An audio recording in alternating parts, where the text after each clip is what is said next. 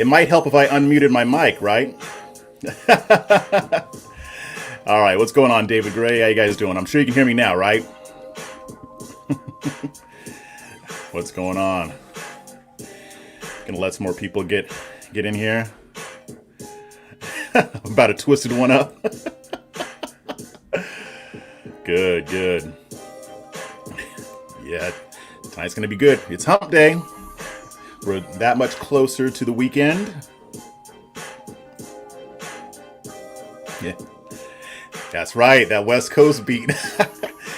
You guys can thank Jarvie O'Morrow from the FCB Network. He's one that gave me this awesome theme music. He knows where I'm from. And to be candid, he thought it'd be funny to give me this kind of beat and then have me come on with my Carlton sound and talking because he thought the contrast would be funny. So this is really at my expense here, but I don't care because I dig the beat. Anything with a lot of bass, I'm going to love it. All right. We've got a bunch of people in here. We've got some stuff to talk about tonight. Now, before we get into everything, before we get into the important stuff, I just want to let you know to please subscribe. If you haven't already, subscribe to my YouTube channel. Hit that subscribe button, hit the bell so that you'll be notified whenever I go live or whenever I post a video. If you want to support my work, sign up for my community at afreshperspective.locals.com. That's my locals community. It's only $4.99 per month, and you get access to premium content that nobody else is going to get access to. Tomorrow, I'm actually going to do a little breakdown of an opinion piece that Liz Cheney just published in the Washington Post. And I'm going to talk about Liz Cheney tonight, but I won't be talking about that piece until tomorrow, and that will be behind the paywall. So make sure you sign up. Also, if you want to do a one-time donation, that helps me a lot too. Here are the links here. And these are also in the show notes. Also, the links to the articles that I'm going to be quoting are also in the show notes. And then last, but certainly not least, make sure you subscribe to my audio-only podcast. You can find it on iTunes, and you can find it on Spotify and wherever else you get your podcasts. Now, I'm still trying to get rid of my old podcast on iTunes and Spotify. So you want to subscribe to the one that has this logo on it. This logo is the one that you want. I'm going to be dropping my second episode tomorrow, so you'll be listening to that. And again, my podcast, my audio podcast, covers material that I don't cover on my live streams or on my other videos. So you're going to want to listen to that because that'll be brand new content. Please give me a review. Give me a 5-star rating. I'm trying to get into iTunes new and noteworthy section. That's going to help me a lot. I want to get as much buzz around that podcast as I possibly can. So, yeah. So let's take a look here. Epstein's ghost, new subber. I don't know if I want the ghost of Jeffrey Epstein, listening to my stuff though. No, that's cool. I appreciate it. I'm glad for the new subscribe. Hopefully, you'll stick around. Now we've got a bunch of stuff to get into tonight, and I'm going to try not to go long, but there's a lot of content to cover. And first is going to be Derek Chauvin. There's been a new development in that case. And Derek Chauvin is essentially requesting a new trial. And this is normal. We expected this. This is normal for any type of case like this. You're always going to try to appeal or get a new trial. It's part of the process. So there's nothing weird about this so far. But what I want to talk about is the likelihood that he might actually get his convictions overturned and walk away free, or the chances that maybe some of the convictions might fall off, or not fall off, but be overturned. You know what I mean. Let me get rid of this really quick. Okay. So, yeah, I want to explore that a little bit because there's a lot of buzz around that. Is he going to end up getting off? Is he going to end up having all of his convictions upheld? And there's a lot of ramifications if this doesn't go in the way of upholding the convictions. So what I want to do is I'm going to go over an article Well, there's a couple articles, but the first one is from one of my colleagues at Liberty Nation. Shout out to Scott Cosenza. And Scott Cosenza actually disagrees with me on the Chauvin verdict. Now, I didn't get a chance to ask him if he thought he should get off scot-free or if maybe just manslaughter was the right charge or what have you. But he's not. Now, I'm just going to let you know he's not an authoritarian. I think he actually dislikes police more than I do. So, like I said, not everybody who disagrees with me on this is an authoritarian, although I do have fire for the authoritarian crowd. But reasonable people can disagree on this stuff. So, I want to cover some of his article on it, and I also want to cover some other sources as well. So the link to this article is in the show notes, and basically just to give you the background really quick. So attorney Eric Nelson, he is Derek Chauvin's attorney. He filed a petition to get a new trial for Derek Chauvin. He listed 10 reasons why there should be a new trial for former officer Derek Chauvin. And he essentially argued that the trial was a violation of the officer's right to a fair trial. They violated his right to a fair trial. And of course, a spokesman for the Attorney General's office is saying, yeah, no, this ain't going to work. But I mean, again, this is normal. We don't know yet whether or not this is going to result in anything for Derek Chauvin. But the Attorney General's office said, quote, "The court has already rejected many of these arguments and the state will vigorously oppose them." So Scott goes through some of the objections that Nelson lists in his petition. So I'm going to quote from the article, quote, juror misconduct was one reason given in the defense petition, as well as claims the judge didn't act to protect Chauvin's rights by moving the trial out of Minneapolis and didn't insulate the jury from publicity about the case.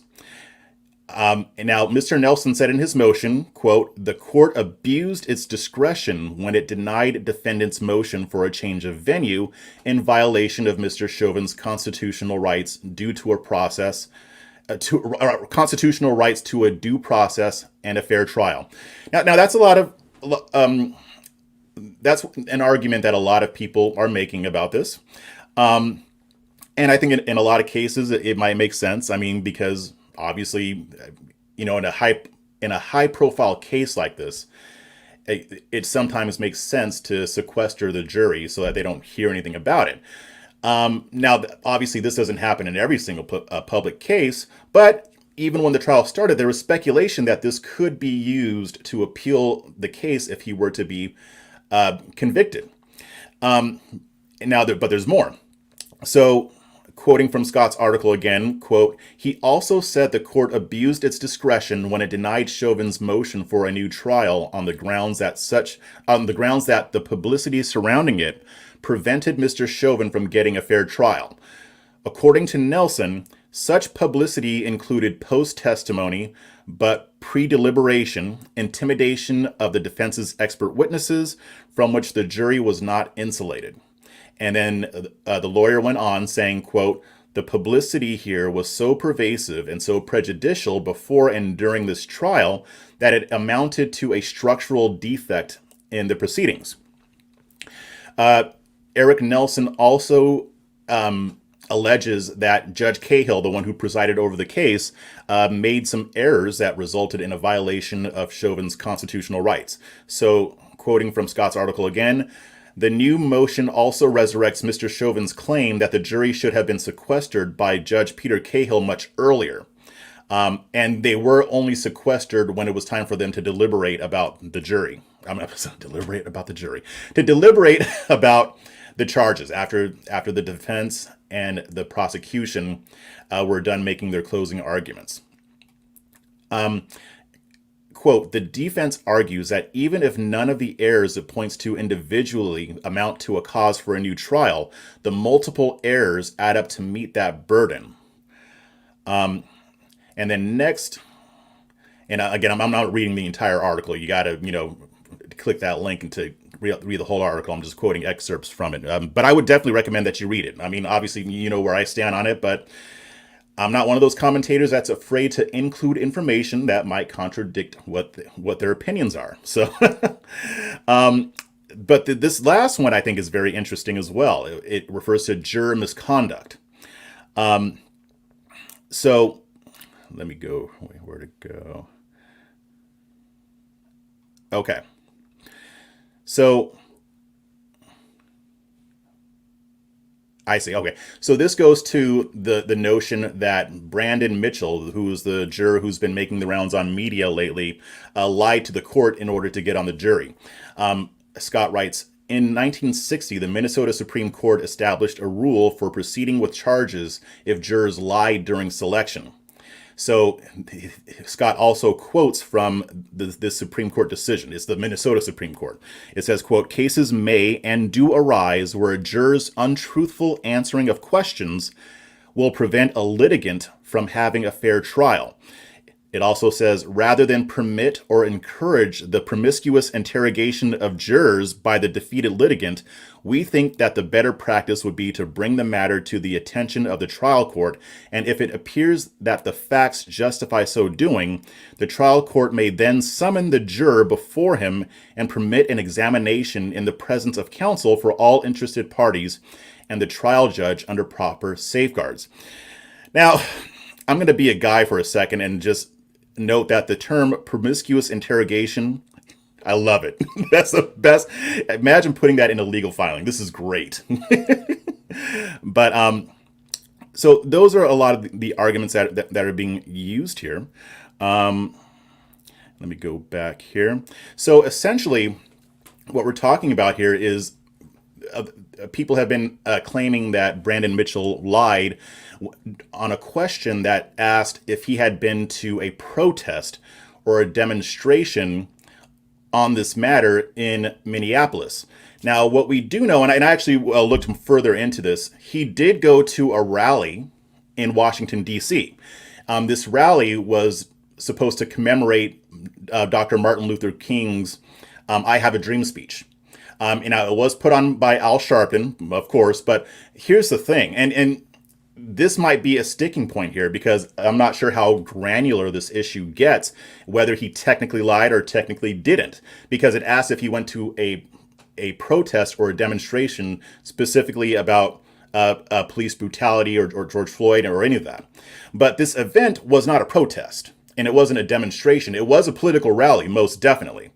But this was not necessarily about police brutality. Police brutality was one of many topics that were talked about during this event.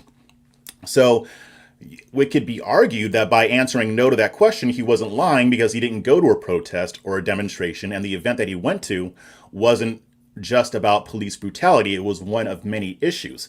But then there's also that shirt he was wearing, which I pointed out in my last live stream, that could give Nelson the grounds to have an appeal or to have another trial or whatever the outcome is. And he had that shirt with MLK on it that says, stop, don't kneel on our necks or something to that effect. So it referenced kneeling on the neck, which is obviously a reference to what happened to George Floyd.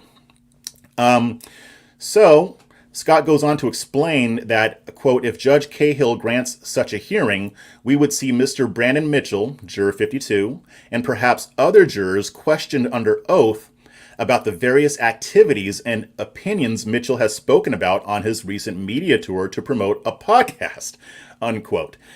Yeah, see, I'm not a fan of what Mitchell did here. I mean, he was obviously self-promoting when he was doing the rounds.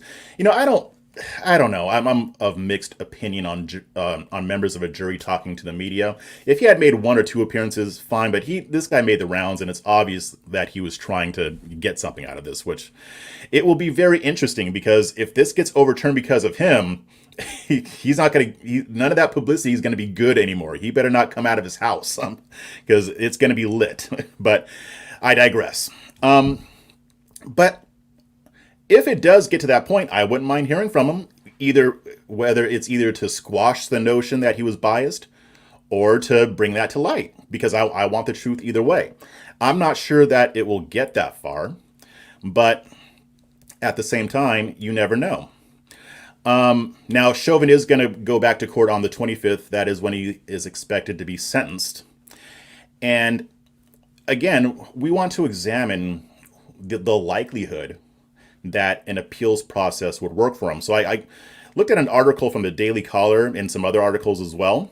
But before I do that, there was a video that I wanted to play. Just a second here. Just a couple minutes. Line I mentioned off the top tonight, late today, involving Derek Chauvin after that guilty verdict. Lawyers for the former Minneapolis police officer tonight are now asking for a new trial. Late today, filing a motion on several grounds, including what they claim is jury misconduct. It comes as a photo has surfaced showing one of the jurors wearing a Black Lives Matter t-shirt and cap and attending a march in Washington, during which members of George Floyd's family spoke. Here's ABC's Alex Perez tonight, of course, following the case from the Star Force. Tonight, Brandon Mitchell, one of 12 jurors who convicted former cop Derek Chauvin of killing George Floyd, is defending his impartiality as a juror after this picture of him last August resurfaced online at the March on Washington commemorating Dr. Martin Luther King's I Have a Dream speech, an event where George Floyd's family members were among the speakers. Mitchell, wearing a shirt with a picture of Dr. King and the words, "Get your knee off our necks," and BLM. After the guilty verdict, Mitchell telling our Robin Roberts that video of Chauvin's knee on Floyd's neck was key. And then seeing the multiple angles of it from the body cams, from the other cell phones, it was probably the most important piece of evidence. Mitchell, during jury selection, answered no when asked if he participated in demonstrations about police use of force.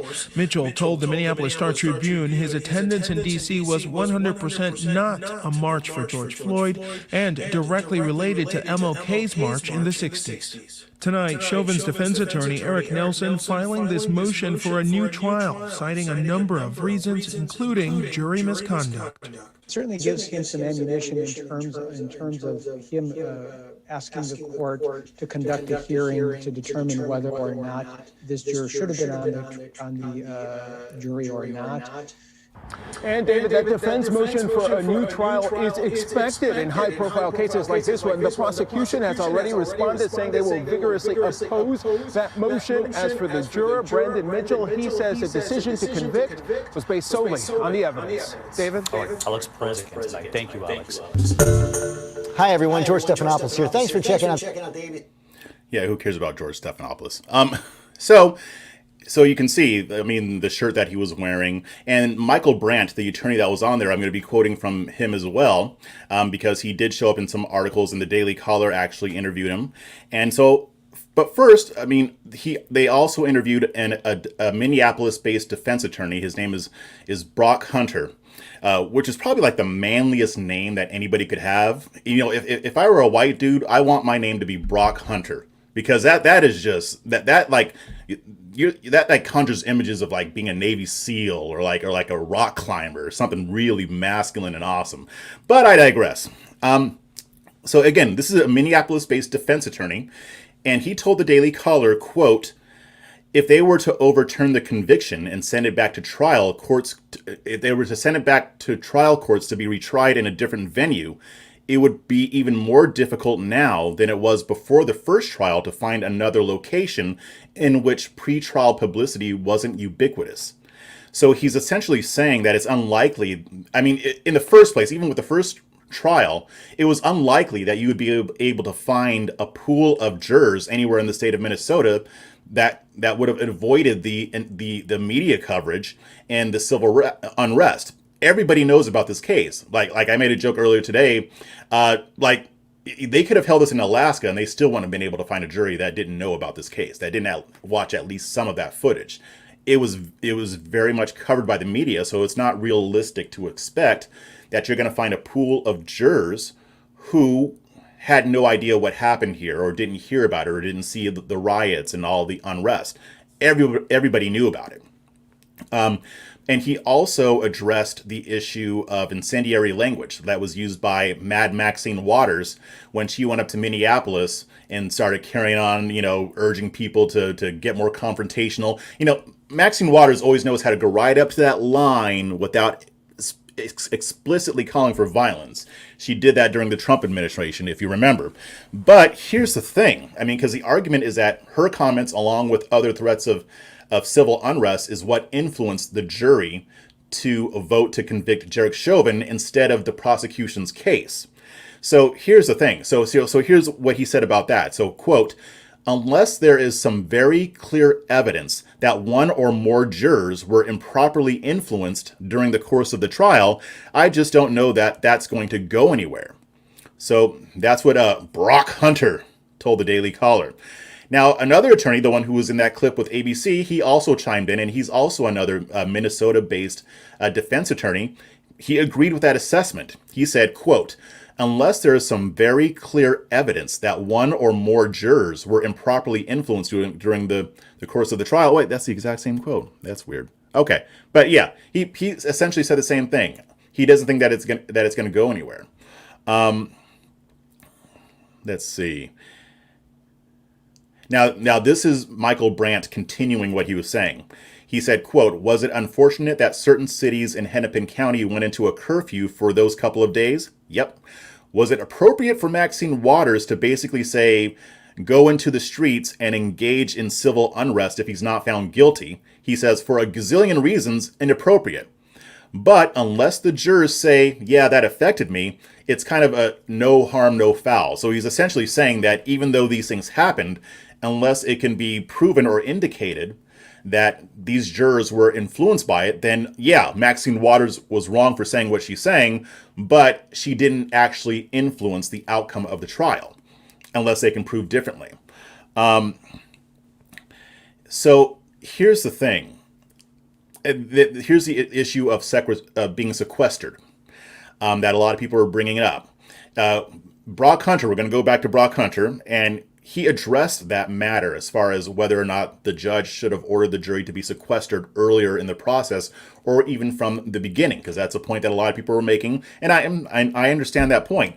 But he said, quote, courts generally are very reluctant to sequester jurors throughout the entire pendency of a big, long trial like this.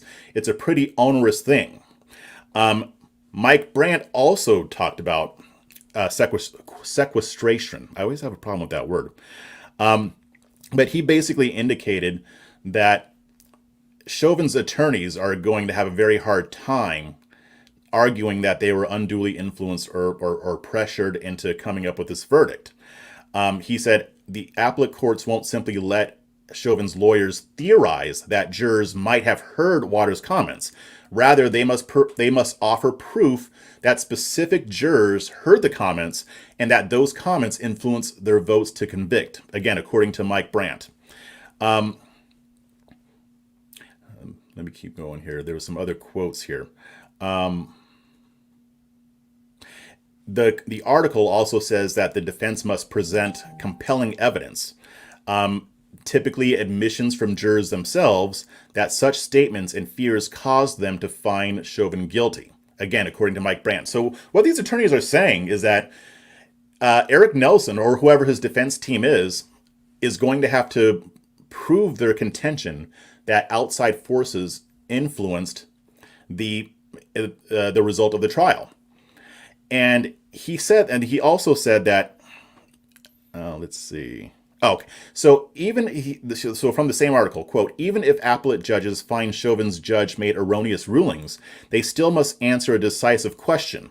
If Cahill had ruled differently, such as by granting a change of venue motion, is it conceivable the trial's outcome could have been different? If the answer is no, they won't toss the verdicts. And again, that's Mike Brandt. And that's kind of where I fall on it. I mean, I don't think they're going to be able to show that this would have changed the outcome of the trial or that it even could have. Because again, every single one of these jurors heard about this case. They already knew what happened with George Floyd. They saw the footage. So changing the venue wouldn't have done anything. Because again, they could have moved it to a different state. I'm sure they can't do that. But even if they could have, it's not going to make much of a difference because everybody has heard of this. On top of that, these attorneys are saying what I've been saying. You have to be able to show that the threat of riots influenced the juror's decision. You have to be able to show that. Brandon Mitchell kind of poked a little hole in that when he said that his decision, it was based on the prosecution's evidence. And he also said that he believed that that was the case for the other jurors as well. Now, obviously, he can't speak for them. They might disagree. But unless one of them comes out, it has to be at least one. If one of them comes out and says, yes, I voted to convict Chauvin because I didn't want there to be more riots, or if they say something to that effect, then this isn't going to go anywhere. And the vast majority of appeals don't go anywhere. This one probably has a better chance because it is so high profile. But the bottom line is, I don't think they're going to be able to show that the jury was not influenced by the prosecution, but they were influenced by outside forces. So I'm going to go to the chat, see what you guys got here. Let's see. All right. Yeah, if the convictions are overturned, I'm sure he'll be retried. Maybe, I'm not sure if double jeopardy would figure. Well, I guess it doesn't apply if it's overturned. I guess double jeopardy is if you're acquitted, they can't retry for the same crime. But I mean, there's also federal charges here. And I found out today, actually Scott told me that in the first trial, the Biden administration was actually ready to arrest Derek Chauvin if he was acquitted and charge him under federal law. So I would imagine that would still be the same thing here. But imagine what it would be like if we did have to go through a second trial. That would be crazy. I don't know if the nation is ready to handle another Derek Chauvin trial. Wasn't Maxine Waters rated as the most corrupt politician at one point? Yes, she was, and she deserved it. What are your thoughts, Jeff? Guilty or no? Guilty. I thought he was guilty from the beginning. And it's not because of any anti-cop sentiment. I mean, I've defended police officers before. It's just because I found it too hard to believe that kneeling on somebody's neck or even their upper shoulder area, which a lot of people have argued, it's very hard for me to believe that had nothing to do with his death. And the charges that he was charged with, it didn't require for that knee to be the sole cause of death. As long as it contributed, then it applies. I mean, the medical examiner ruled that his death was a homicide.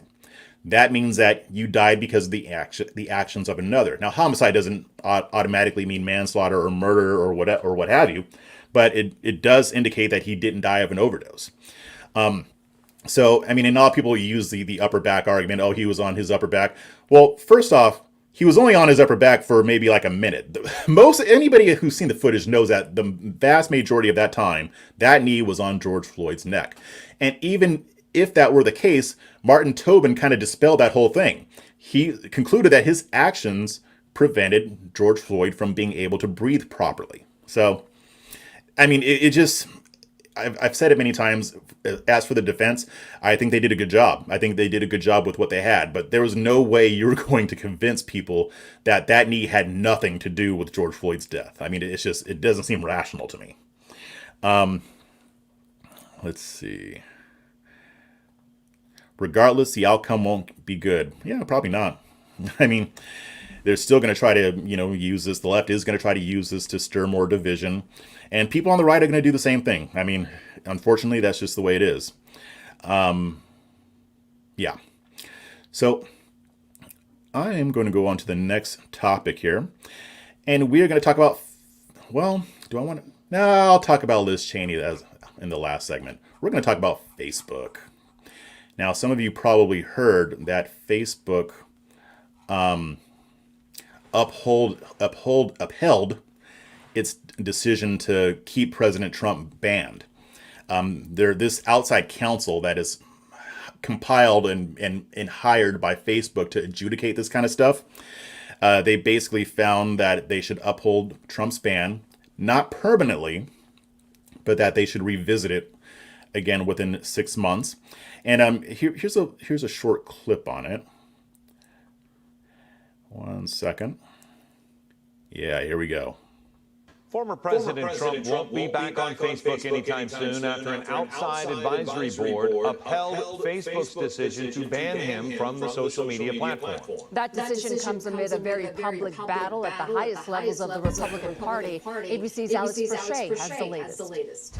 This morning, an outside oversight board funded by Facebook upholding the social media giant's original decision after the January 6th insurrection to restrict then President Trump's access to both Facebook and and Instagram, but the board also saying it was not appropriate for Facebook to impose the indeterminate and standardless penalty of indefinite suspension. Facebook must review the matter within 6 months. But polling suggests that even without social media, Trump's false message of a stolen election still resonates with many Republican voters, presenting a problem for any elected Republicans that would speak out against him. Wyoming Congresswoman Liz Cheney, the third highest-ranking Republican, has been one of the few to do so, repeatedly. The former president is using the same language that he knows provoked violence on January 6th. Yesterday, her office issuing a statement about the increasing threats to her position. This is about whether the Republican Party is going to perpetuate lies about the 2020 election and attempt to whitewash what happened on January 6th. I have heard from members concerned about her ability to carry out the job as conference chair. The statement coming after GOP House Leader Kevin McCarthy appeared on Fox News, but before this hot mic moment obtained by the Daily Caller prior to the interview became public. She's got real problems. I've had it. It's, I've lost confidence. And today, ABC News reports that both former President Trump and Steve Scalise, the second most powerful House Republican, are throwing their support behind Elise Stefanik, a New York Republican, to replace Cheney as the House Conference Chair. And we haven't heard the end of this, a Cheney spokesperson saying the Congresswoman will have more to say about this in the coming days, and that this moment is about much more than a House leadership fight. Alex Brachet, ABC News, Washington. Hello, I'm Mark Brown. Get more great ABC. All right, so Facebook upheld its decision, and you saw Liz Cheney there, who I will be talking about in a second. And yeah, so I mean, just in case you didn't already know the background, they banned Trump because they were pretending that he incited the riots at the U.S. Capitol building. The same bullcrap they've been peddling for a long time, and it's the reason why they tried to impeach him when he was already out of office. And you already know my thoughts on that. It was ridiculous. I mean, Trump did not incite that riot. Everybody knows it, including the people making the claim. So hopefully YouTube doesn't punish me for saying that. But here's the thing, just to kind of repeat what they were saying. The Oversight Board, this is the body that would make the final decision on bannings at Facebook and Instagram. So this wasn't just about Trump. This body adjudicates these decisions as far as censoring people and banning people from the platform in general. And so he is going to continue to be banned for at least another 6 months. And obviously the hard left is very happy about this. And here's just a little snippet of what this oversight board said as far as why they made this decision. They said, quote, "The board has upheld Facebook's decision on January 7th, 2021 to restrict then President Donald Trump's access to posting content on his Facebook page and Instagram account. However, it was not appropriate for Facebook to impose the indeterminate and standardless penalty of indefinite suspension. Facebook's normal penalties include removing the violating content, imposing a time-bound period of suspension, or permanently disabling the page and account." It also says, "The board insists that Facebook review this matter to determine and justify a proportionate response that is consistent with the rules that are applied to other users of its platform. Facebook must complete its review of this matter within 6 months of the date of this decision. The board also made policy recommendations for Facebook to implement in developing clear, necessary, and proportionate policies that promote public safety and respect for freedom of expression." So here's the thing. I mean, this board basically said what a lot of people have been saying, because people complain about how Facebook will ban people and not really tell them why, or not really make it clear what the rules are. Their terms and conditions are very nebulous on this. I mean, they don't really, you can easily get banned without knowing what you did. I think they do this on purpose because they just want to be able to ban people that they don't like. I'm not saying that they don't ban people who legitimately abuse the platform and abuse the terms and conditions, yada, yada, yada. I'm not saying that's not the case, but at the same time, if they have more concrete rules, it's harder for them to justify banning somebody who may not have done anything wrong, or at least not have violated their terms and conditions.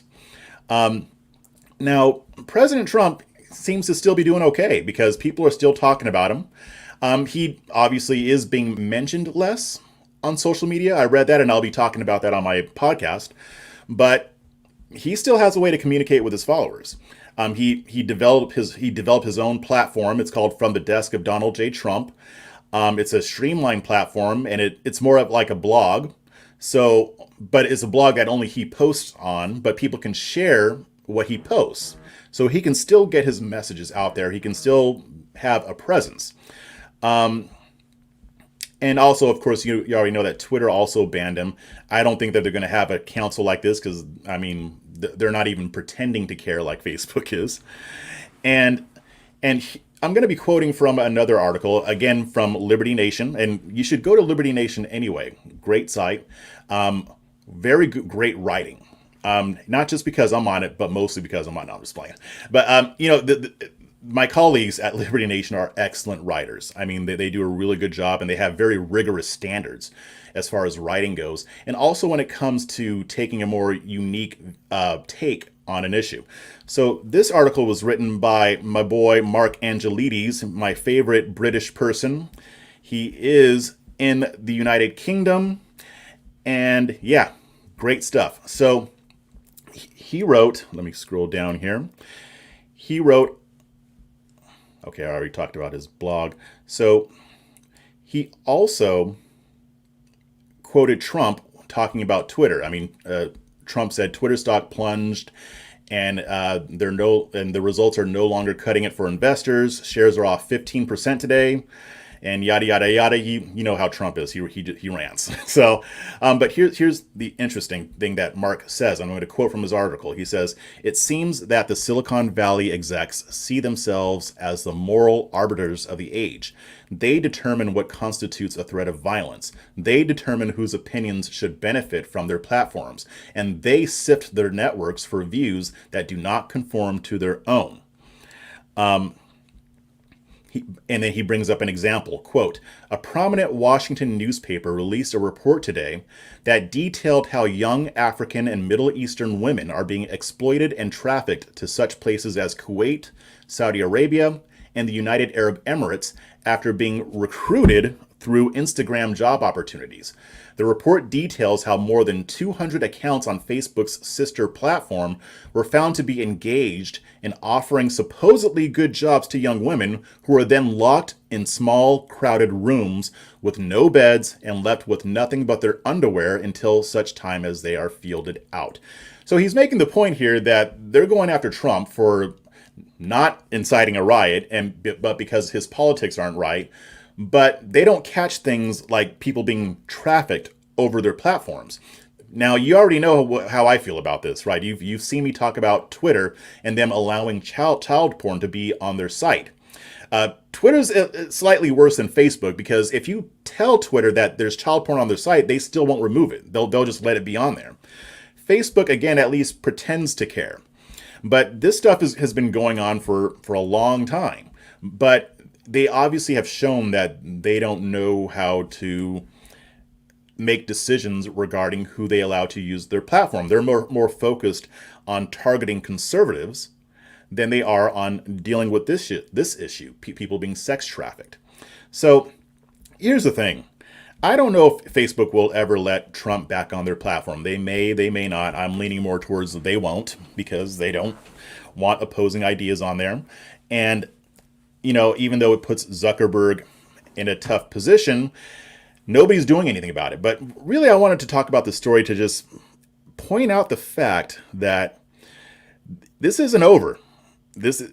Even if Facebook does let President Trump back on their platform, this isn't over. This is pushing us closer and closer and closer to this coming to a head in our government.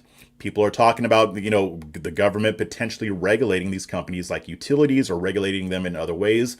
We already know that the Democrats want to regulate social media. Biden does not have a great relationship with Facebook, at least on the surface. There may be stuff, underlying there where they get along, but I doubt it because the left doesn't like Facebook because they think that Facebook doesn't censor enough. They want Facebook to censor conservative voices more, although they couch that in language about inciting violence or conspiracy theories or spreading misinformation. But again, we know that the hard left does not care about misinformation because when it's their people doing it, they love it. So they're already going to try to regulate it, and this is going to be a battle. And like I've said before, I don't like the idea of the government regulating companies like this, but they've grown too powerful, and the government is already going to become involved. I would rather for conservative lawmakers to be involved in that conversation to make sure that they don't go too far. So this is getting closer and closer and closer. So to me, this is just an update to let you know where things are going. But now, well, actually, first I'll check the chat first, see what you guys are talking about. Let's see. And that's interesting. I found an old article from last year, and it talked about how last year was the first year that there wasn't a Reagan, Bush, McCain, or Cheney at the RNC since like 1980. That's interesting. That is very interesting. Let's see.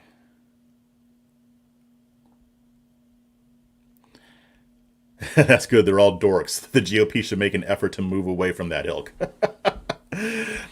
That actually, that's a good segue, Brown Mamba, I'm sorry.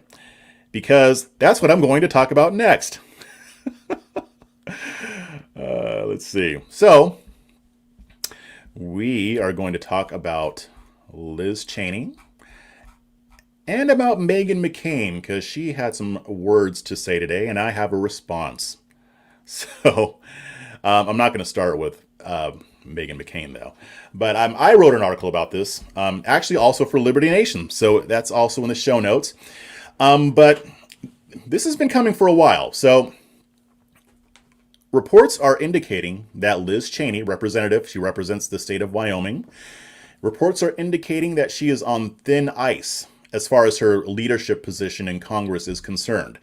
She is the conference chair, the House Republican conference chair.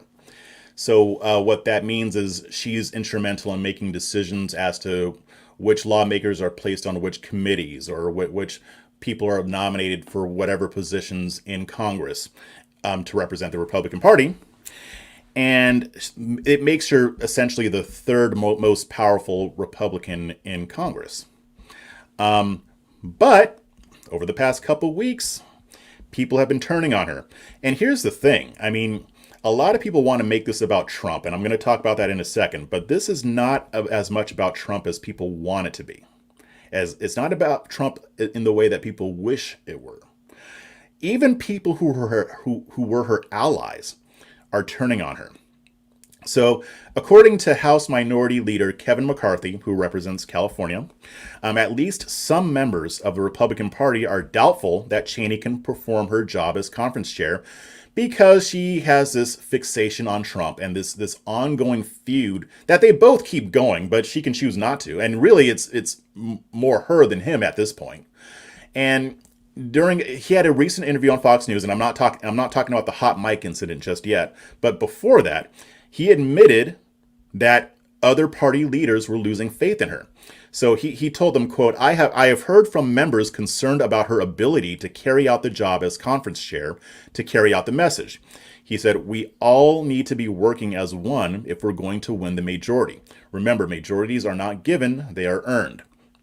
So he pointed out that her decreasing support is not related to her vote to impeach Trump for a second time. And there's some credibility to that statement because if you notice, there were 10 Republicans who voted to impeach Trump. You don't see a lot of people talking about them. Now I know that there are efforts to get them out of office, but this right here, as far as stripping her of her position and not allowing her to be a part of an integral part of the goings on in Congress like that, you don't see that happening to other people. So there's obviously something that she's doing here that's making people kind of get sick of her. And to me, the writing is on the wall. So, he said this. The reason why this is even a thing is because Trump came out and he repeated his claim that the election was stolen, yada, yada, yada, what he's been saying. And he basically said the fraudulent presidential election of 2020 will be from this day forth known as the big lie. So he's kind of co-opting the phrase that the left is using to describe his claim that the election was stolen. They call that the big lie. Now, I'm not going to go much into this, but you guys know how I feel about the election. I do not think it was stolen. Do I think there was fraud? Yes, there was a level of fraud, but there's no evidence that there was enough fraud to have swung the election to Joe Biden. So I don't buy into Trump's claims. However, Cheney has essentially based almost her entire platform on hating Trump. So that's going to be a sticking point for people in the party, whether they like Trump or not, who at least want to be able to work with him. Because a lot of people see the writing on the wall. They know that change is coming on the right. They know that the establishment way of doing things is gone. People are moving away from that. So there are people in the Republican Party who are conservatives who don't like Trump, but they don't hate him. I would fall into that. I think that's probably a lot of people. And if they want to move forward, if they want to win back the House and the Senate, and if they want to turn the GOP into something that is viable and is able to compete with the left, it's better to work with Trump instead of just trying to marginalize him. Because this way they can benefit from his strengths without his weaknesses being as much of a liability. When he's out of office and he shoots off at the mouth, it doesn't matter as much. So I think people are smart to say, hey, let's see where we can help each other. I mean, and you know, Trump may run again, I don't know. But even if he doesn't, I think he likes being a kingmaker. So it's a situation that could work for everybody, but people like Cheney want to screw that up. She's not thinking strategically, and she's still got that, you know, never Trump mentality. And again, I don't care how she feels about Trump. I care about her actions. If she's messing things up for the Republican Party, if she's making it harder for them to win because she's obsessed with Trump, then I'm sorry, you got to go. But that's not the only reason even if she liked Trump, I'm still not a fan of hers. She's the establishment. And I'm going to get to that in a little bit, but let me continue. And obviously she slammed him for making that statement. She went on TV and was blah, blah, blah. And you saw that in the video. This isn't the first time. I mean, they had a House Republicans retreat in Orlando, Florida. And she stated that he wouldn't become the 2024 presidential nominee. And it is her obsession with Trump that has put her in jeopardy. The Washington Examiner wrote a piece on it, and they said, quote, though Cheney defeated the attempt to oust her from leadership in February, her continued criticism of Trump has irked members of her own party and appeared to put her job security as a third-ranking Republican in peril as well. Now, again, I'm going to remind you, these aren't just people who never liked Cheney in the first place. These are people that like her. Some of these people defended her, and that's how she kept her leadership position in February. But she's even alienating those people. She's going so far that even those people are like, okay, come on, we know you don't like Trump, but do you really have to do all this? You know, is this really necessary? You know, a source told Fox News that, quote, when you have only so much time, she wants to talk about Trump, not the people who are running the country into the ground. Representative Jim Banks, he's the chairman of the Republican Study Committee, he told Axios that Cheney's preoccupation with Trump was an unwelcome distraction. House Minority Whip Steve Scalise, again, another powerful person in Republican Congress. This idea that you just disregard President Trump is not where we are. And frankly, he has a lot to offer still. So again, this is somebody saying, hey, you may not like him. A lot of people don't like him. But the idea that we shouldn't work with him, it's absurd. Most people can see that. And again, even some establishment people can see that because you can just see the difference. But here's what's underlying this. This is an underlying issue. Again, people want to focus on the Trump aspect of it. They want to focus on the feud between her and Trump. But this is not about Cheney and Trump. There's an undercurrent here. And we already know that there's a civil war going on the right. This is just a reflection of the tension between the non-establishment base and the old guard, the establishment elites, the Mitt Romneys, you know, the Mitch McConnells. And this feud, even though Trump is involved in it, this isn't really about Trump. People on Twitter were saying, oh, well, they just don't like her because she doesn't like Trump.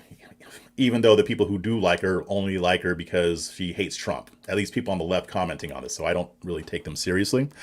But this is a paradigm shift. This is part of the paradigm shift in the conservative movement.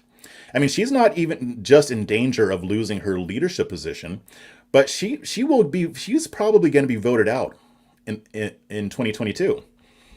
Her constituents are sick of it. They're sick of her always yammering on about Trump. They're tired of the establishment in general. I'm actually surprised that she even got elected in the first place at this point, but maybe they figured that she was ready to move in a new direction with the rest of the movement. Now, I'm going to talk about Meghan McCain because this ties into this. And you know who Meghan McCain is. She's the daughter of Arizona Senator John McCain, who passed away fairly recently, and she's on The View. She's the only conservative on The View. They always have a token conservative. And, let me just play the video first so that you can see what she said. Let's cut the crap. He wasn't caught on a hot mic. I think anyone... By the way, before I go further into that, when she says hot mic, she's talking about an incident where House Minority Leader Kevin McCarthy, I think he was doing a conference or something like that, and there was a microphone that was on that he apparently didn't know was on, and he was basically saying how, well, you heard the clip earlier, that he's sick of Liz Cheney, yada, yada, yada. So, yeah, let's go back. Well, let's cut the crap. He wasn't caught on a hot mic. I think anyone in politics knows that that was done intentionally. And what's going on is Liz Cheney was already, by the way, voted in January to stay in her position and overwhelmingly had support to stay when they tried to oust her before. And what's happening is it's very clear, and I'm going to be a little crass, they're shivving her for her going on television multiple times and saying that the election wasn't stolen and for refusing to debase herself to Cheeto Jesus. I don't understand what's going on. I have spent the past 5 years of my life trying to accept, understand, and include the MAGA base of this party. And the message that's being sent by the highest member of Republicans in Congress is that women like me and Liz Cheney, who refuse to bend the knee to President Trump but still remain loyal Republicans, we don't have a place in this party. We are worthless. We are not worth fighting for to keep.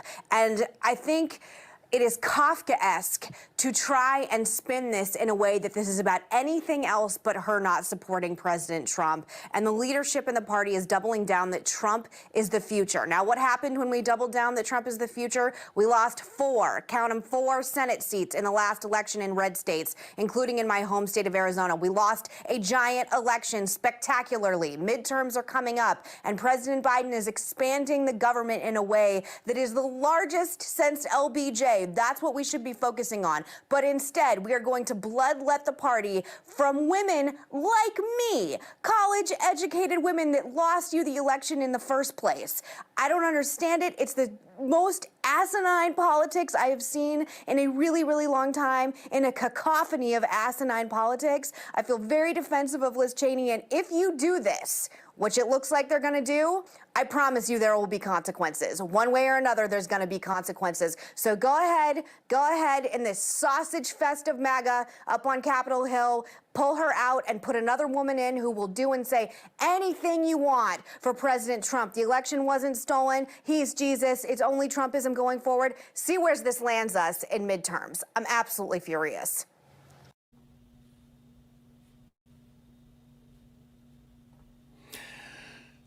Okay, let's do this.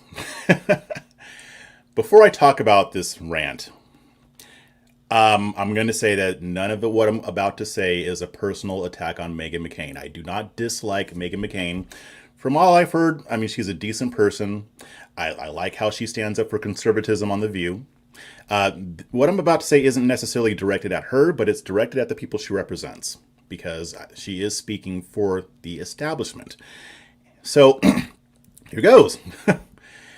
So here's the thing. You establishment folks, you have held sway over the GOP for decades and have done little to nothing for your constituents. Now, I'm not, a zealous MAGA person. That's not who I am. I don't hate MAGA, but I'm just not with that. But I recognize what's happening here. Liz Cheney represents the establishment conservative Inc. dynasty that was rejected by the base 4 years ago. This isn't just about her not liking Trump. Again, you don't see this type of thing happening to others who voted for impeachment. But Liz Cheney based her platform on Trump hate. And like you and your ilk, she has shown nothing but contempt for those who do support him.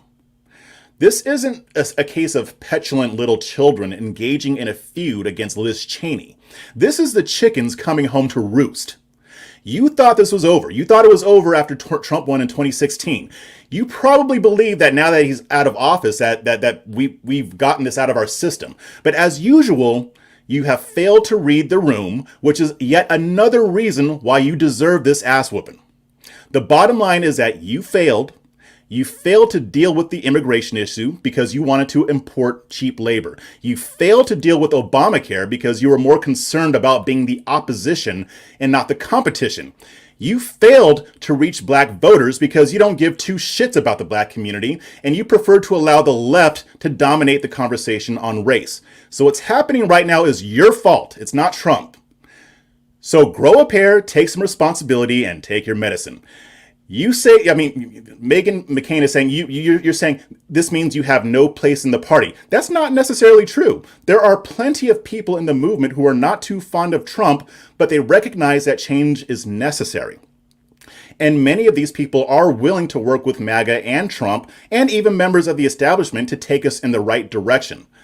But those of you who want to take us back to the days of Romney and Bush and, yes, McCain, are going to have to deal with it. You can go full Lincoln Project if you want to, or you can figure out where you do fit in. Either way, here's what I'm saying to you. You can spare us your false indignation, and you can spare us your asinine lectures. We're not interested in your pearl clutching and mindless platitudes. You had your chance, and you fucked it up. Now it's time to let other people take over. Let's have the adults take over. Again, I have nothing against Meghan McCain personally. Nothing at all.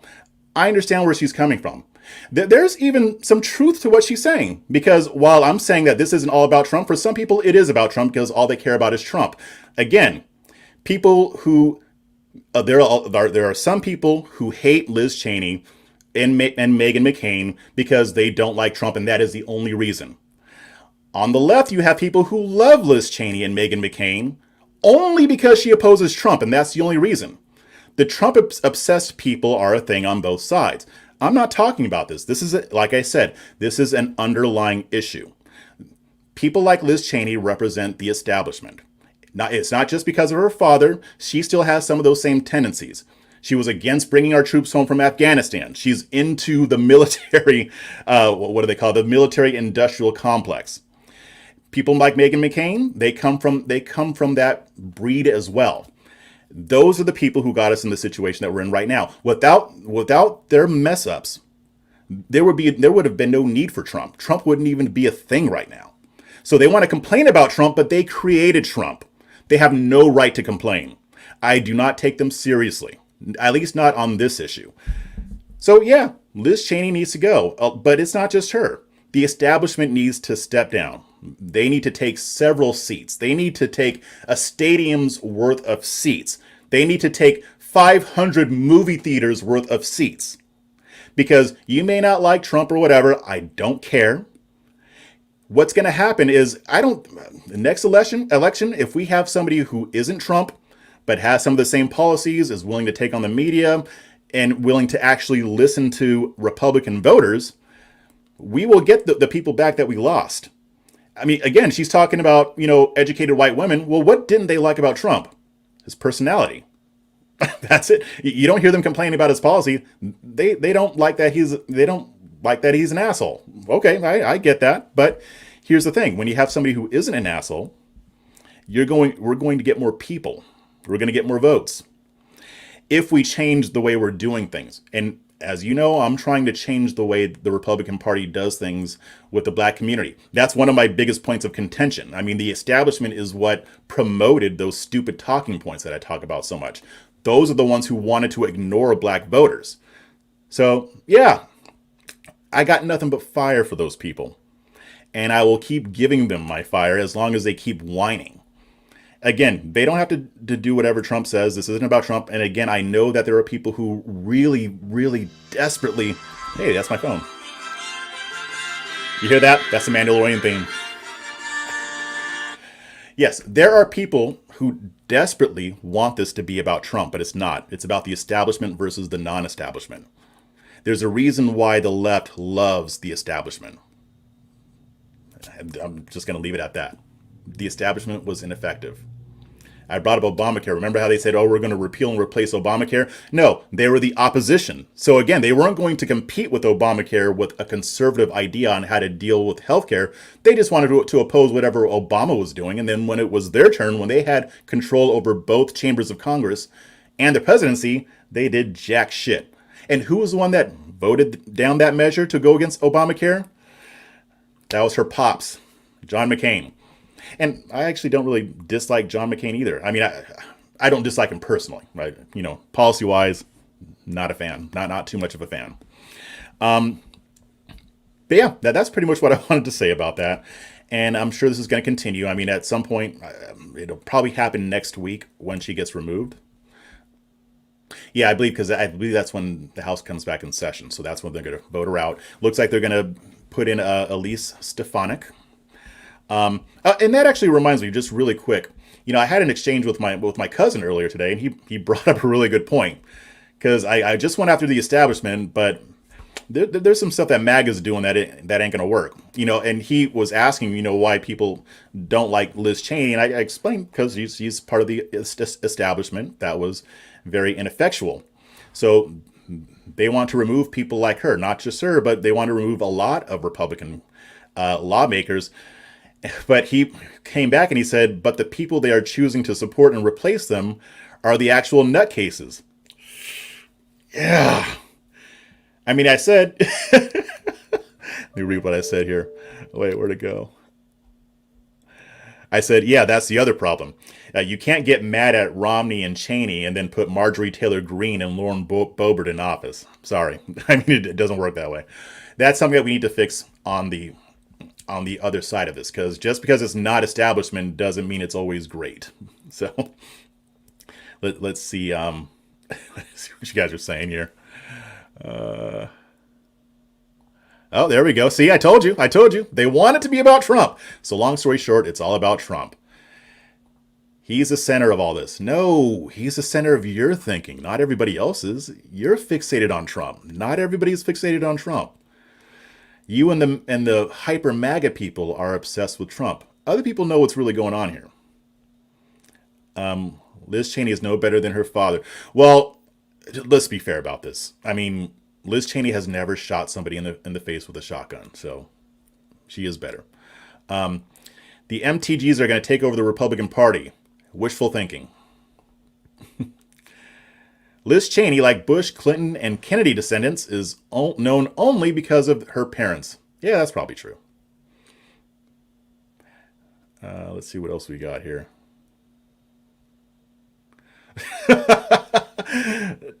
They're all part of the Lux Sperm Club. Oh my God. You guys are crazy. Sasha, college educated like me. Get off your high horse, ma'am. Yeah, see, and that's the thing. They love to preach. I mean, she doesn't realize, and again, I don't dislike Meghan McCain. I kind of like her, actually, in general. But she doesn't realize how she comes off. The way she just came off to us is how the Republican Party, under the establishment, comes off to everybody else. That's why they lost. Gosh.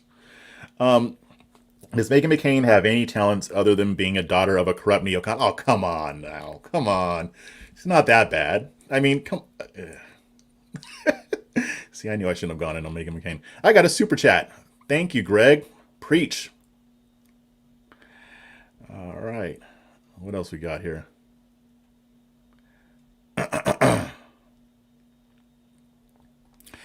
So if Cheney didn't say anything about Trump, would she be threatened with her position?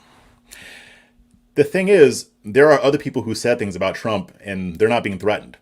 She was obsessed with Trump. like you are fantastic automatic. You know I love you. You know I love you. But you are obsessed with Trump. And so is Liz Cheney. That's why she's losing her position. Now I will say that I do think that the others are going to get voted out not all of them, but a lot of the ones who voted for impeachment, they're going to get voted out. And yeah, there are people on the right who are just obsessed with Trump as well. So I'm sure that, like I said, there are plenty of people on the right who just don't like Liz Cheney because she doesn't like Trump and that's it. Their whole political whatever is all about Trump. That doesn't speak to the rest of us though. Again, I think most people on the right, they don't hate Trump, but they're not MAGA people. Let's see. Charles Jr. You know what's funny? Charles Jr. I'm actually a junior myself, so I'm Jeff Charles Jr. We're the same.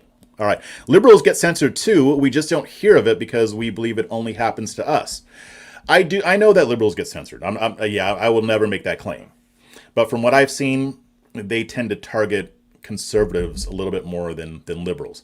Now, I could be wrong about that. I mean, if people have evidence that that's not true, fine. But I haven't seen any. I mean, employees of Facebook and Twitter have both admitted this. So it's hard for me to believe that that's not the case. Mrs. Pinky, I want to go over to District 14 and talk about MTG, but I am scared. Yeah, well. Oh, MTG. I guess we did need an AOC type person. So, whatever. What else we got here? All right. So no more questions, no more comments. Let's see. Oh, that's a good point. Republicans voted to keep Liz after impeachment. This is a second vote. And that's the thing. Now, to be candid, I wanted her gone with the first vote.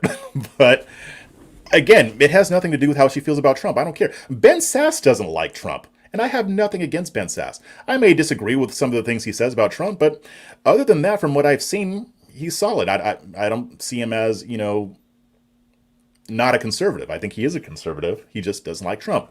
You can be conservative and not like Trump. You can be conservative and like Trump. So, yeah, she kept her position back in February. So if this were really about Trump, she would have been gone then. What Kevin McCarthy said is right. This wasn't about her vote to impeach Trump. Because, again, she kept her position. And even though there were some people complaining about it, it wasn't, anything crazy. But I think that she thought that she could gain more cachet by positioning herself as the anti-Trump. But that's not going to work. I mean, the party does not want to marginalize Trump, for better or for worse. They're thinking strategically. The Alchemist. Trump is considering Candy as his running mate in 2024. No, he's not. He better not be. If you have information on that, let me know. But he's not. We don't even know for sure that he's even running. But I don't think so. It's not about Trump. It's his MAGA mindset that is destroying the Republican Party. I think the more fringe people, if they were to take over, you might be right. Hopefully we can push back on that. Because you have to remember, not everybody who's non-establishment is MAGA. Again, a lot of the people who voted for him weren't, this is my opinion, obviously, that they didn't. Actually, I think they may have done a study on this already. But either way, they didn't vote for him because they're like, oh yeah, Trump is Cheeto Jesus. They just didn't like Biden. Or maybe they didn't like his personality, but they're like, well, some of his policies I do like, so I'll vote for him. That would be me, actually. There are a lot of aspects of Trump's personality that I can't stand, but I'm okay with a lot of his policies.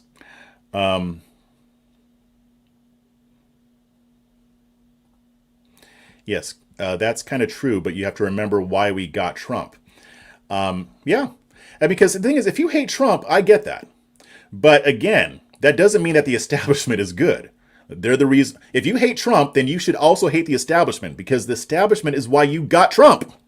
It wasn't just the left acting like idiots and acting like race-baiting morons. That was part of it. But your establishment failed for decades. They were given a chance. They were given a much longer chance than they should have had. That's why the Tea Party happened. People think that the Tea Party happened in reaction to Barack Obama.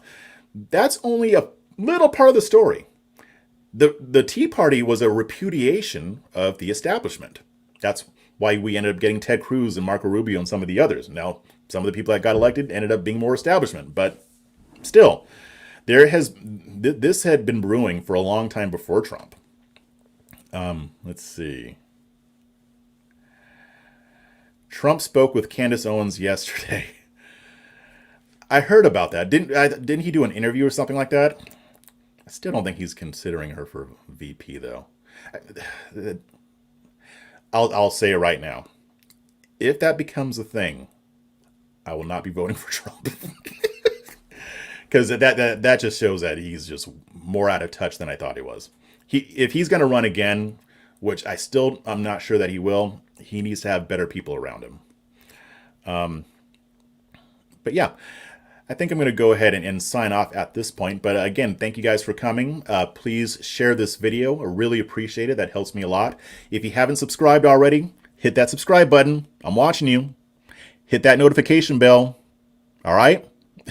If you want to support my work, join my community at afreshperspective.locals.com. You can participate in our discussions there. You can see content that you wouldn't be able to see otherwise. And also check out my podcast. And until next time, keep your minds free.